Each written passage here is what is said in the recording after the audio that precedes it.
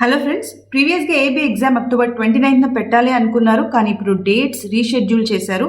Important dates ఏంటి అంటే online registration November 4th వరకు ఎక్స్టెండ్ చేశారు. Admit cards November 18th to November 22nd లోపు ఇస్తారు.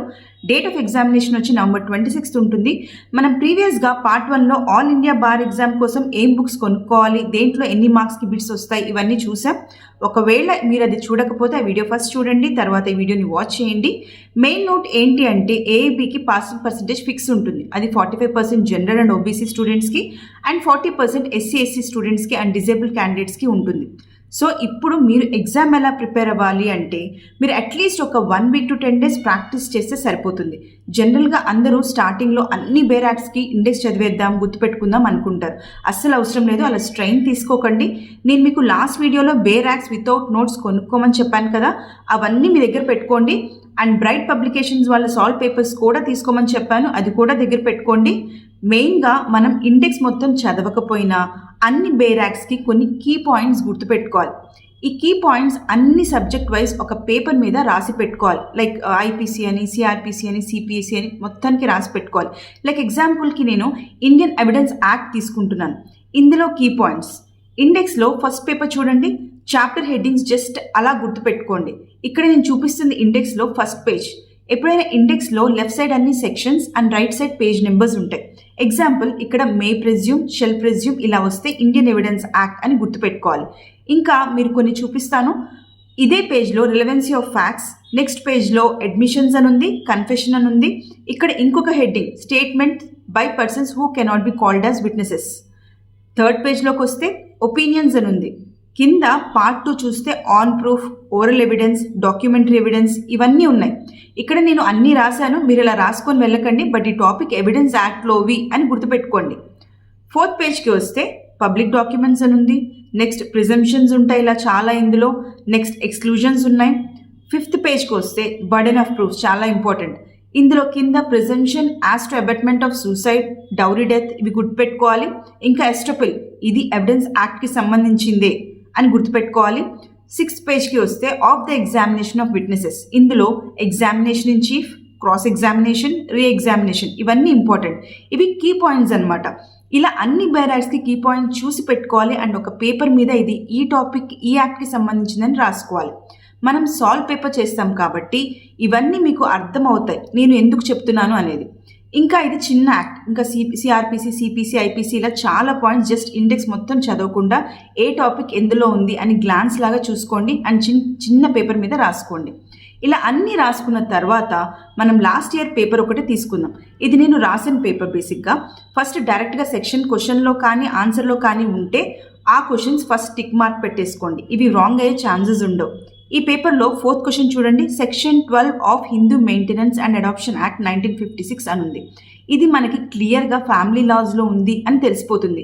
డైరెక్ట్గా ఇండెక్స్ ఓపెన్ చేస్తే క్లియర్గా ఇండెక్స్లోని సెక్షన్ 12 ఎఫెక్ట్స్ ఆఫ్ అడాప్షన్ అని ఉంది. సో డైరెక్ట్ క్వశ్చన్ అనమాట. ఇంకొక ఎగ్జాంపుల్ చూద్దాం. ఇక్కడ 7th క్వశ్చన్ చూడండి, provisions of section 125 to section 128 of CrPC with section of Muslim women protection of rights and diverse act అని ఉంది. సో ముస్లిం ఉమెన్ ప్రొటెక్షన్ అంటే క్లియర్గా ఫ్యామిలీ లాస్లో ఉంటుంది అని అర్థమైపోతుంది. సో ఇండెక్స్లో ఆ హెడ్డింగ్కి వెళ్తే క్లియర్గా ఇక్కడ మనకి సెక్షన్ 5లో ఉంది అని కనిపిస్తుంది. సో ఇలాంటివి మనం ఫస్ట్ అన్ని పెట్టేసుకోవాలి, గ్యారంటీ మార్క్స్ కాబట్టి. తర్వాత చాలా బిట్స్ కేస్ లాస్ ఉంటాయి, మీకు అవి తెలిస్తే పెట్టండి. ఎలాగో మీకు ఈ ఎగ్జామ్కి నెగిటివ్ మార్కింగ్ లేదు కాబట్టి లాస్ట్లో మీరు అన్నిటికీ బీఆర్సీ పెట్టుకున్నా పెట్టుకోవచ్చు, ప్రాబ్లం లేదు.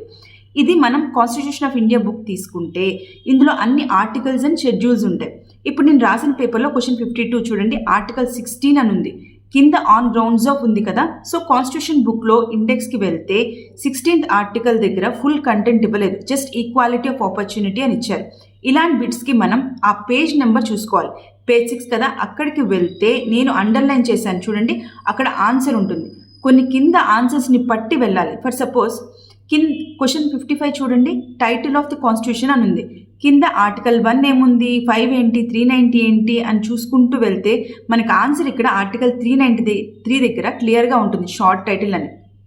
ఇంకొక క్వశ్చన్ తీసుకుందాం, 91 question, order 6 pleading shall mean అని ఉంది. ఇక్కడ మనకి ఏ బేర్ యాక్ట్ అనేది అర్థం కావడం లేదు కదా.